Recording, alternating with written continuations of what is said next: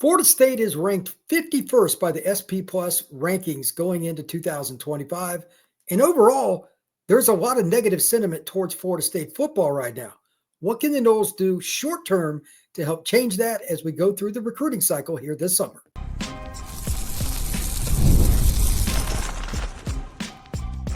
You are Locked On Seminoles, your daily podcast on the Florida State Seminoles. Part of the Locked On Podcast Network, your team every day. Welcome back into Locked On Seminoles. I am your host, Brian Smith, longtime college football recruiting analyst and writer. Thank you for making Locked On Seminoles your first listen each and every day. Truly appreciate you stopping in to talk some Noles with me. Today's show is brought to you by our friends over at Game Time.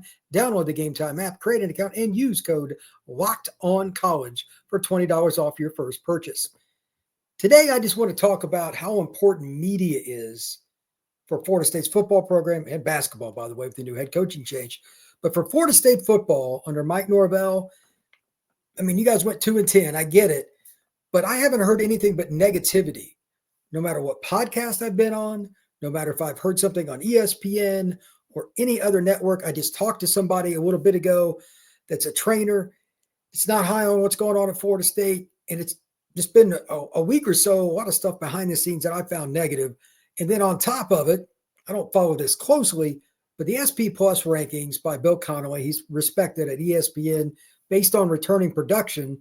The way he does it, Florida State's ranked 51st coming into this next season, behind, among other programs, Duke, Virginia Tech, NC State, UNC, and Georgia Tech. Not great. The theme overall today, what can Florida State do between now and late March and early to mid-July at minimum, and hopefully through the Alabama game, to be honest?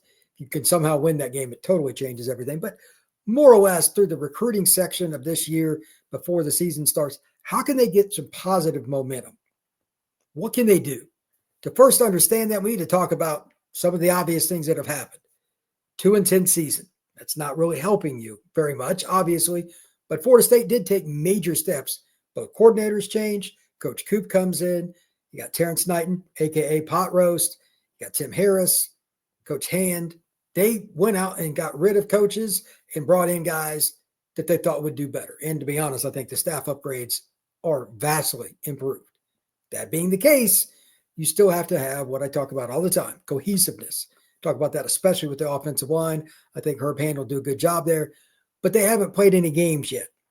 And they're, unfortunately, this is something I'll talk about a few times during this podcast, with a more or less, not complete, but the more or less media blackout for spring based on what Norvell is doing.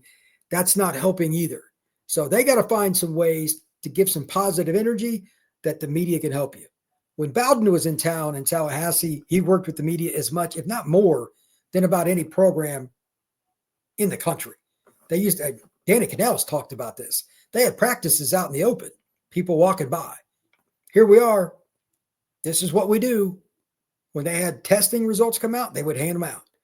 When they had something come out in regards to what was going on with their football lifting numbers, here they are. Depth chart, here it is. They weren't shy about anything. I've seen the opposite of that. So maybe my concern, and if anybody wants to throw out their 2 cents, by the way, fire away on YouTube in the comments. I'd love to hear your thoughts, or if you got a question as well, I'm more than happy to dive into that as always. But am I overlooking this? Like, again, I talk to people off the record, a lot of stuff I can't really get into, but I haven't had anything positive here in the last week or so behind the scenes. And that bothers me. I thought some of the press conferences were good. James Williams was great. I know Norvell was kind of guarded. There are some things that I don't like about his press conferences. I've stated that for a long time, but that's par for the course. It's not like Norvell is difficult to deal with at a press conference compared to a lot of other people. He's pretty chill. So while he doesn't give quote unquote great answers by any stretch of the imagination, I don't think he's a bad guy. But at the same time, is it just because they went 2-10? Am I overlooking this? Brendan Sonnone did a mailbag over at 24/7 Noles. And this is one of the things he was talking about, and I thought it was a great thing to bring up. The first question was about recruiting and whatnot, but tension in interviews. And I just want to read part of what Simone said. And this is interesting because, like, why is it always the same questions, etc.? And Simone said, himself included, some of the media don't do a good enough job locally asking some follow-ups. That's fair. But he also brought up some things about how the media, even back in Jimbo's time in 2014, he was paranoid, and Jimbo's that guy. He's hypersensitive control freak. Ended up being his demise at Texas A&M and to a certain degree at Florida State. I just don't think that Norvell fits that. And like Simone doesn't have one specific point about what's going on, and he's very dialed into the program in Tallahassee. But he did bring up one thing that's interesting. He said Norvell off camera, just talking to him, really cool. But on camera, he's just not the same guy. And he thinks he would do better if he changed it up a little bit. But you can't always be that guy, and you have a perception about that. With that being stated, they need to work with Norvell to help him, because if he answers questions and does better with the media in a way that gives them more articles, there's going to be more positivity about Florida State. And again, I know it's coming off 2-10. There's only so much we can write about or podcast about that's realistic, but it's just not good enough right now because everybody is looking for content, myself included, about Florida State football. And as I'm looking through, first thing I see is Bill Connolly's S&P Plus. 51st in the country is not where you want to be, so you need some other things out there. Mike Norvell needs to figure that out, and I think there's a lot of people around the program that need to help him figure it out. Even if, like, I know this isn't nice, force him to figure it out. Either you need to do X, Y, and Z, or we're going to do it for you. He's a nice guy by all accounts. Nobody I've ever spoken to said that Mike's not a nice guy. But he's got to give more information to get out, especially right now, coming off the season, to make it better. More media stuff. In other words, more media coming out of the athletic department, if nothing else, that gives the media something to talk about. There is just no shortcut here. They're getting hammered in recruiting. I know that firsthand for people in the industry. Again, you're 2-10. So what can you do to get better? If you have ideas on it, fire away. But here are a couple of the things that I think that are paramount. Number one, and they did this over the last couple of weeks, and it's a starting point, but it's got to continue all the way through April, and then we get into May with official visits. Their junior days, they've got to be A+. They've got to get the best players on campus. They're doing a good job. I'm happy with how that's going. No doubt about it. This is separate from the media stuff I'm talking about. Now, they let people get interviewed on Florida State's campus. Some schools don't do it, like Kirby and Nick was terrible about it, like, control freaks like that. It's different. So that helps, but they also need to get some commitment somehow, some way. And I know what I'm asking is 6 one way, half dozen the other, because not many kids are going to commit right now coming off a 2-10 season. You need positive momentum in the offseason. The easiest way to do it is recruiting. That doesn't matter the program. That doesn't matter the year. That doesn't matter the style of the coaching staff. It doesn't matter what state you're in. There's not a lot of news. And if you're going to black out spring practice, which is, again, not a complete blackout, but pretty close, and I know that's not going to make very many people that cover them daily that live in the greater Tallahassee area very happy, and I'm being very kind with that. You better do well, and I mean really well, with recruiting over the next couple of weeks and into the spring showcase, because there's nothing else to talk about, and you need some positivity. As for the actual program, just want to touch on something again just for a moment. Media. Florida State's got a really good media staff, putting out different pictures and different stats and different videos. It could be girls softball. It could be men's basketball. It could be anything. They need to show some stuff in practice that is full-on stuff. Full-on. I mean, I'm talking about hitting, tackling, the whole 9 yards. They need to give freebies out. There's nothing else to talk about with Florida State football right now that's positive. Coach speak from Norvell, and he's not very good at it. And press conference is not helping the cause. So that's something. And also, I think it would be great, and maybe they'll do more of this towards the end of spring, especially after they've been around the players. And I get it if they haven't done it already.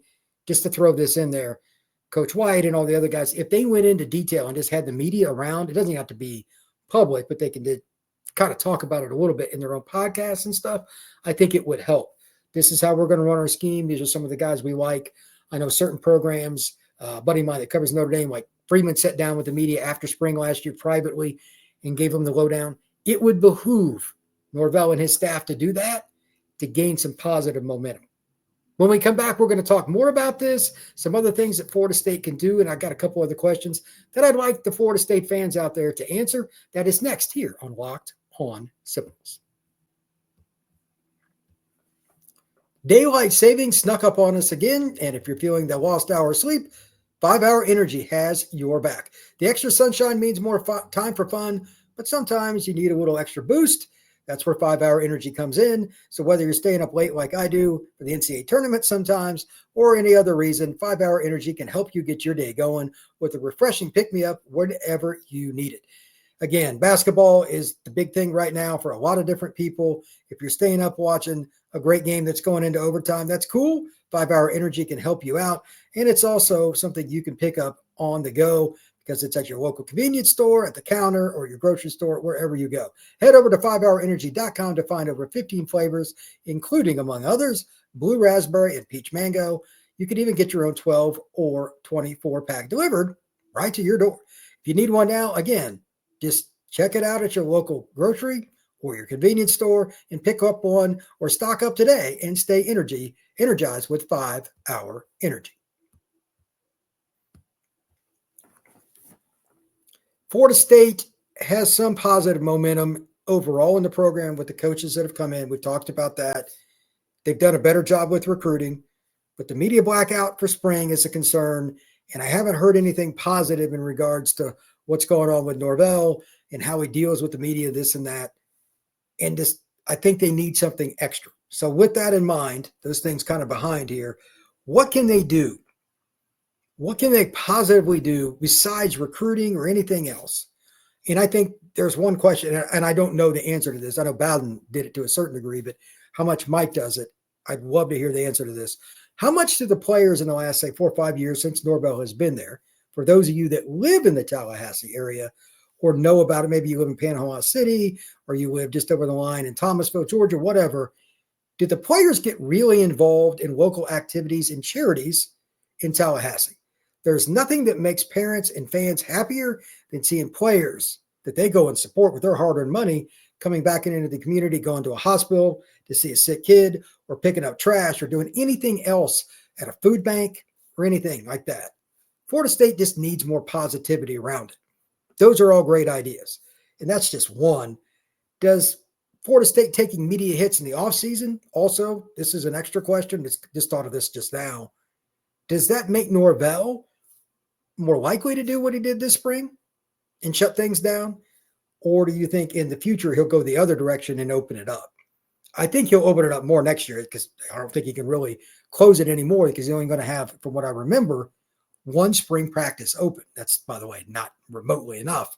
So what can they do to make it more positive? I brought up the charitable things. I think those are pretty interesting. And again, I'd love to hear any stories, any backdrops that you have, whether it's personal or something else that somebody passed on to you from work that they knew somebody. I don't know, it could be Peter Boulware back 30 years ago, whatever it may be. Let's hear it because I think those are important things that help a community like Tallahassee stay connected to the Florida State Seminoles football program. Finally here, as far as a question goes, the media blackout is one thing, but what do you think about the national media? I've talked about this from more of a local perspective, and I don't live in Tallahassee, but many of those that do, it makes it difficult for them. Then they pass along things to other people, some of which are national, or somebody like Bud Elliott, who lives in the greater Orlando area, but obviously is a huge Florida State fan. Danny Cannell is in South Florida. Do you think that that hurts? Because they need information too. It's not just local. Do you think that hurts? Because name the last really positive story about Florida State football you heard. Not just something with quotes, a subjective opinion-based article. I don't remember it, and I obviously don't read everything. It could be USA Today. It could be the New York Post. I don't care what it is, talking about college football spring preview, whatever. It doesn't matter. Orlando Sentinel, I don't care what it is.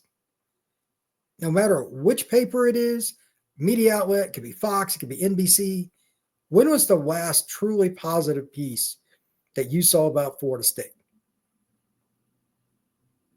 Again, I come to this because I've had a few people bring up negative things to me with Norvell and stuff with recruiting, and he's obviously not a great recruiter. That's somebody that works in that realm that doesn't really care much for him. But it just made me think about the broader spectrum. And I went down and I've got a piece of paper and I just started writing down the good, the bad, some questions. And I find it fascinating that we don't have a definitive answer for a lot of this stuff. And I'm not sure why. Florida State is a massive brand. That has not changed. I know they won 2 games last year, but if you won 2 games or you won 10, it still says Florida State.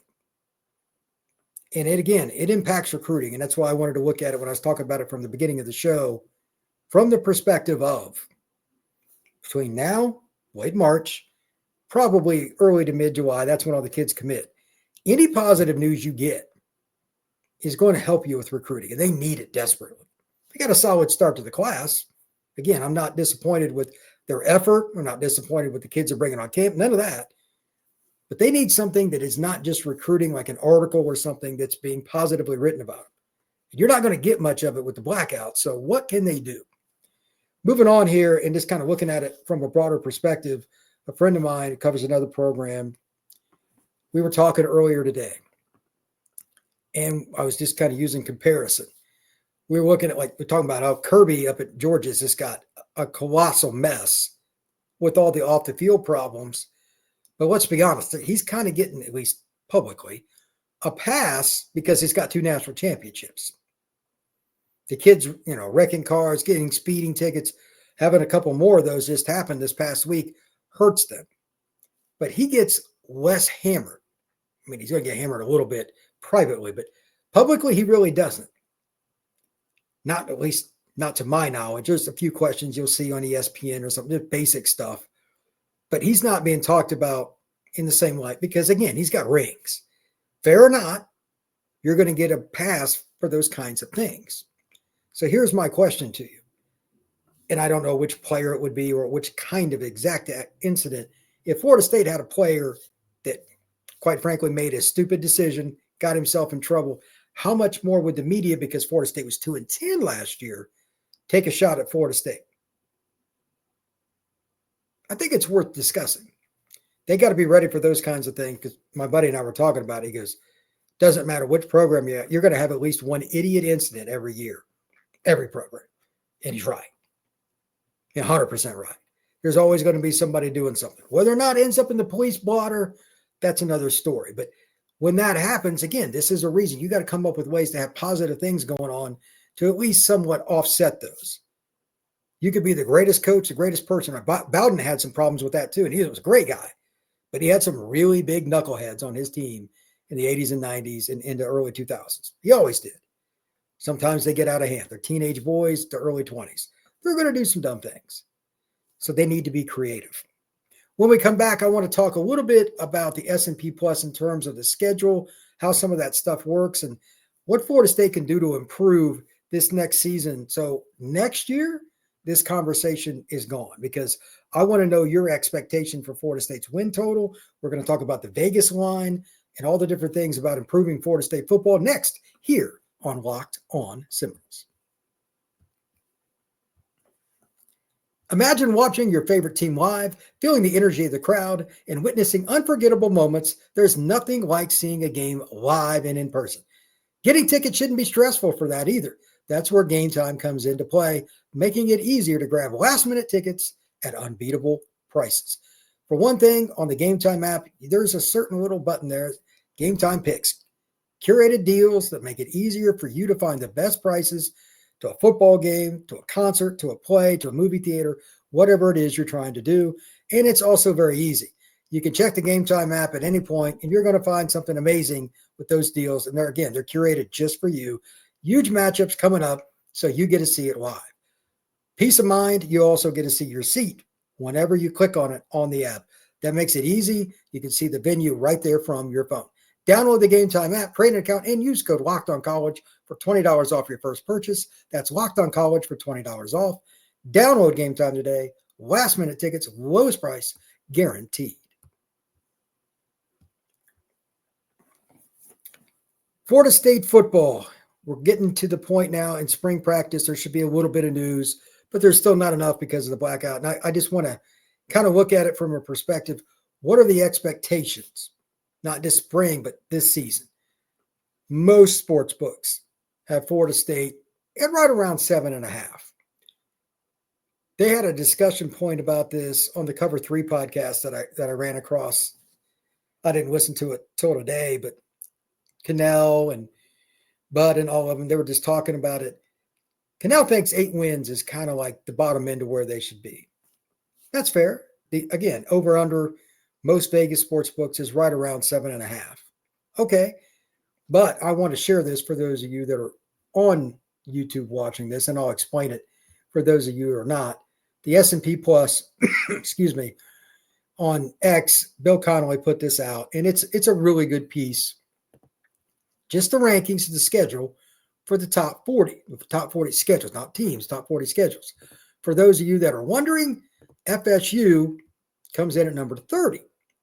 Well, okay, fair enough. The 30th schedule, that's not overwhelming by any means, but it also, you bring up timing of the game, injuries, back-to-back games. There's a lot of little things that go into this that make it really important.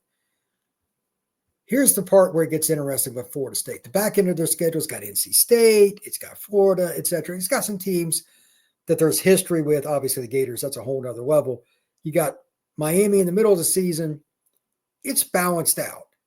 Do you think, if we extend this, I talked about from now to July, if you think that if Florida State between the game against Bama, that obviously starts the season, and game 6, if the Noles are 4-2 or better, and they're competitive in every game, does Florida State end up getting a lot more positive media and people will start talking about them in a more general positive light and just writing about Florida State in general overall, to be honest with you? Or are they going to have to get all the way through the season and go 8-4 or better, kind of like Cannell was talking about, and it's a deal where, you know what? We don't trust Florida State football. You've got to earn it after 2-10. I kind of lean towards the latter, but I'm a glass half empty guy. I want your thoughts on that.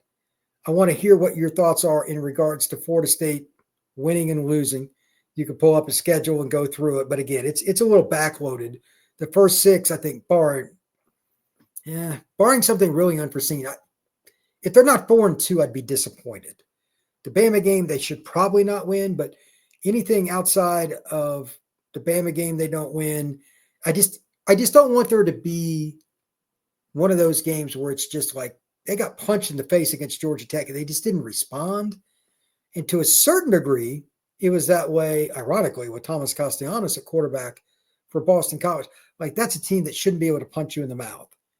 They need to show more grit and more determination. And if they're physical and play fast and just play with a lot of effort, maybe I'm wrong with my first assertion, and Florida State will get more respect and there'll be more positivity. But if they go 3-3 or something, I mean, there could be a bunch of articles, but for all the wrong reasons. So they really need to start fast.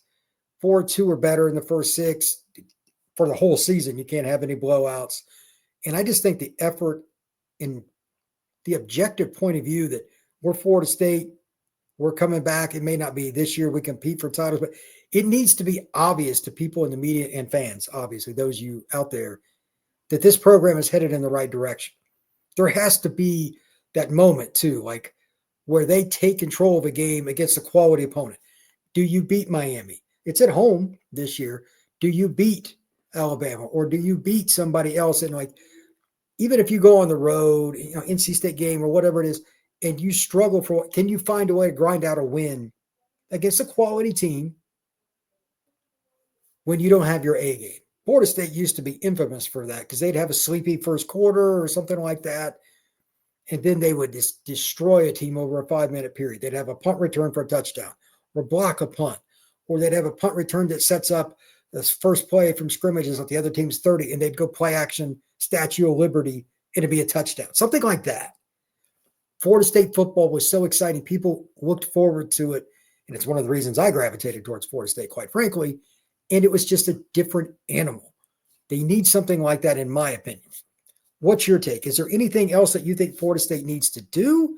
Or is this just a scenario where Florida State really, and quite truly, has to get all the way through the season and prove it because people were so put off by the fact that the Noles were 2-10 last year?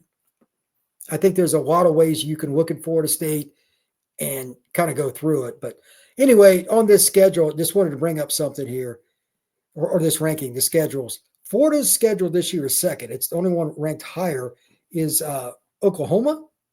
I haven't looked at Oklahoma's schedule, but it must be Murderer's Row. But Florida plays FSU at the end of the year again. I just want to bring this up. And I understand that the game will be in Gainesville, but the back end of their schedule is rough again. DJ Lagway is a great player. I think he's going to be very, very good. I expect him and a lot of the Gators, for that matter, because their schedule is, again, very legit to be beat up. Just want to throw it out there. That will hurt them. But Florida State's back in the schedule is not exactly easy either. So not as hard as UF's, but that game could decide in a lot of ways whether or not this next season is successful for Florida State, because they got to get to 8 wins probably to secure any kind of respect from a lot of different people.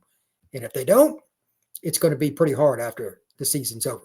Thank you once again for making Locked On Seminoles your first listen each and every day. Truly appreciate you stopping in to talk some Noles with me. Hit that like button, that notification bell, and subscribe. We will see you again tomorrow.